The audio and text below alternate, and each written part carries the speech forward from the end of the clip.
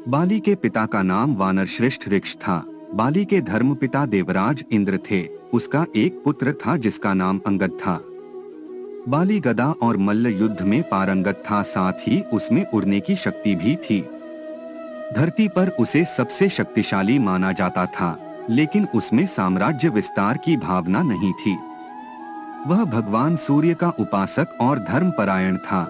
हालांकि उसमें दूसरे कई दुर्गुण थे जिसके चलते उसको दुख झेलना पड़ा। आइए जानते हैं बलि के बारे में कुछ खास कहानियां, पर इस बारे में हम आपको बताएं उससे पहले हमारी आपसे प्रार्थना है कि हमारे चैनल को सब्सक्राइब करें और कमेंट में जय श्री कृष्णा जरूर लिखें। रामायण के अनुसार बाली को उसके धर्मपिता इंद्र से एक स्वर्ण हार प्राप्त हुआ था। इस हार की शक्ति अजीब थी। इस हार को ब्रह्मा ने मंत्रयुक्त करके यह वरदान दिया था कि इसको पहनकर बाली जब भी रणभूमि में अपने दुश्मन का सामना करेगा तो उसके दुश्मन की आधी शक्ति क्षीण हो जाएगी और यह आधी शक्ति बाली को प्राप्त हो जाएगी। इस कारण से बाली लगभग अजेय था। कहा जाता है कि माया नामक असुर स्त्री के दो पुत्र थे, मायावी तथा दुंदुभी। दुंदुभी महिषरूपी असुर था। दुंदुभी को अपनी शक्ति पर दंभ हो गया था। वह पहाड़ के समान दिखाई देता था। उसने सबसे पहले सागर राज को युद्ध के लिए ललकारा, लेकिन सागर राज ने कहा कि ऐसे वीर से वह युद्ध करने में असमर्थ है। आपको तो गिरियों के राजा हिमवान को ललकारना चाहिए। हालांकि सागर राजा दुंदुभी के दंभ को तोड़ सकते थे, लेकिन उन्होंने ऐसा नहीं किया। सागर राज की तरह ही हिमवान ने कहा कि तुम्हारे जैसे वीर को इंद्र के पुत्र बाली से युद्ध करना चाहिए। तब दुंदुभी ने किष्किंधा के द्वार पर जाकर बाली को ललकारा। बाली ने पहले तो दुंदुभी को समझाने की कोशिश की, परंतु जब वह नहीं माना तो बाली ने दुंदुभी को बड़ी सरलता से हराकर उसका वध कर दिया। इसके पश्चात बाली ने दुंदुभी के निर्जीव शरीर को उछालकर एक ही झटके में 1 योजन दूर फेंक दिया। शरीर से टपकती रक्त की बूंदें महर्षि मतंग के आश्रम में गिरीं, जो कि ऋष्यमुख पर्वत में स्थित था। क्रोधित मतंग ने बाली को शाप दे डाला कि यदि बाली कभी भी उनके आश्रम के 1 योजन के दायरे में आया तो वह मृत्यु को प्राप्त होगा।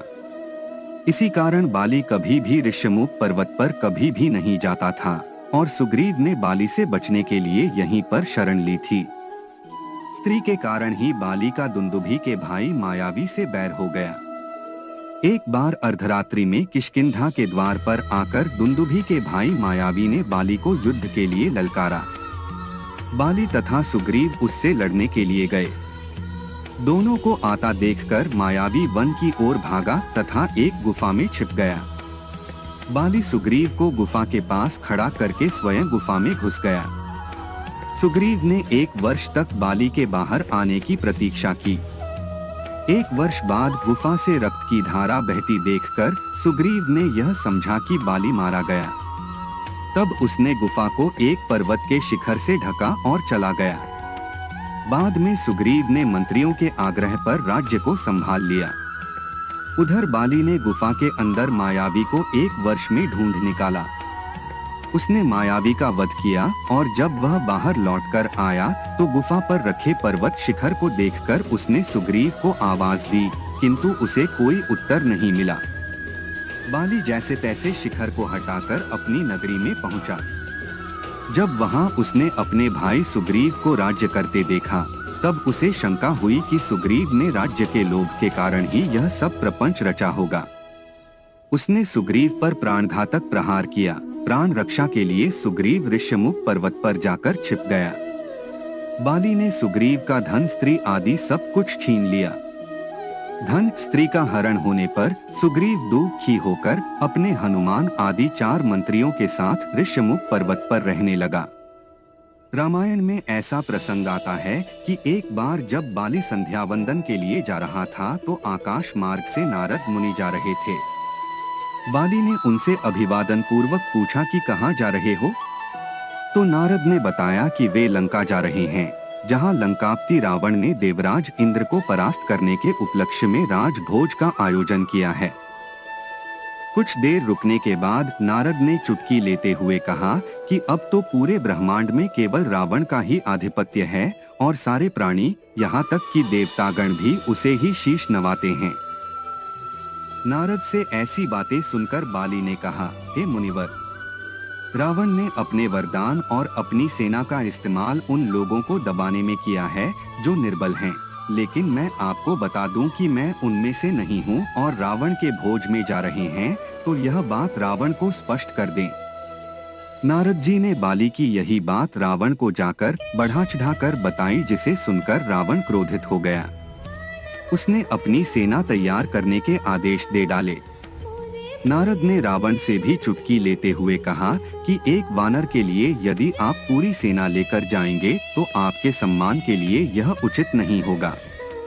ऐसे में रावण ने बाली से अकेले ही लड़ने की ठानी। वह अपने पुष्पक विमान में बैठकर बाली के पास जा पहुंचा। रावण संध्या में लीन बाली को पीछे से जाकर उसको पकड़ने की इच्छा से धीरे धीरे आगे बढ़ा। बाली ने उसे देख लिया था, किंतु उसने ऐसा नहीं जताया तथा संध्या वंदन करता रहा। रावण की पदचाप से जब उसने जान लिया कि वह निकट है, तो तुरंत उसने रावण को पकड़कर बगल में दबा लिया और आकाश में उड़ने लगा। राजा बाली ने रावण को अपनी बाजू में दबाकर 4 समुद्रों की परिक्रमा की। बारी बारी में उसने सब समुद्रों के किनारे संध्या की। राक्षसों ने भी उसका पीछा किया। रावण ने स्थान स्थान पर नोचा और काटा, किंतु बाली ने उसे नहीं छोड़ा। संध्या समाप्त करके किष्किंधा के उपवन में उसने रावण को छोड़ा तथा उसके आने का प्रयोजन पूछा। रावण बहुत थक गया था, किंतु उसे उठाने वाला बाली तनिक भी शिथिल नहीं था। रावण समझ गया था कि बाली से लड़ना उसके बस की बात नहीं है, तो उससे प्रभावित होकर रावण ने अग्नि को साक्षी बनाकर उससे मित्रता कर ली। सुग्रीव राम लक्ष्मण समेत बाली से युद्ध करने गया। सुग्रीव के ललकारने पर बाली निकल आया तथा उसने सुग्रीव को मार भगाया। सुग्रीव ने बहुत दुखी होकर राम से पूछा कि उन्होंने बाली को मारा क्यों नहीं। राम के यह बताने पर कि दोनों भाई एक से लग रहे थे, अत राम को यह भय रहा कि कहीं बाण सुग्रीव को न लग जाए। राम ने सुग्रीव को गजपुष्पी लता पहनकर फिर से युद्ध के लिए प्रेरित किया। बाली ने जब फिर से सुग्रीव की ललकार सुनी और लड़ने के लिए बाहर निकला, तब तारा ने बहुत मना किया, पर वह नहीं माना। युद्ध में जब सुग्रीव कुछ दुर्बल पड़ने लगा, तो पेड़ों के झुरमुट में छिपे राम ने बाली को अपने बाण से मार डाला। भगवान श्री राम ने एक ही बाण से बाली का वध करके सुग्रीव को निर्भय कर दिया। बाली के मरने पर सुग्रीव किष्किंधा का राजा बना और अंगद को युवराज पद मिला। तदनंतर सुग्रीव ने असंख्य वानरों को सीता जी की खोज में भेजा। दोस्तों, आज के वीडियो में इतना ही। आशा करते हैं आपको यह वीडियो पसंद आया होगा। अगर हाँ तो हमारे चैनल को सब्सक्राइब करें और कमेंट करके बताएं कि आप आगे किस टॉपिक पर वीडियो देखना चाहते हैं। धन्यवाद।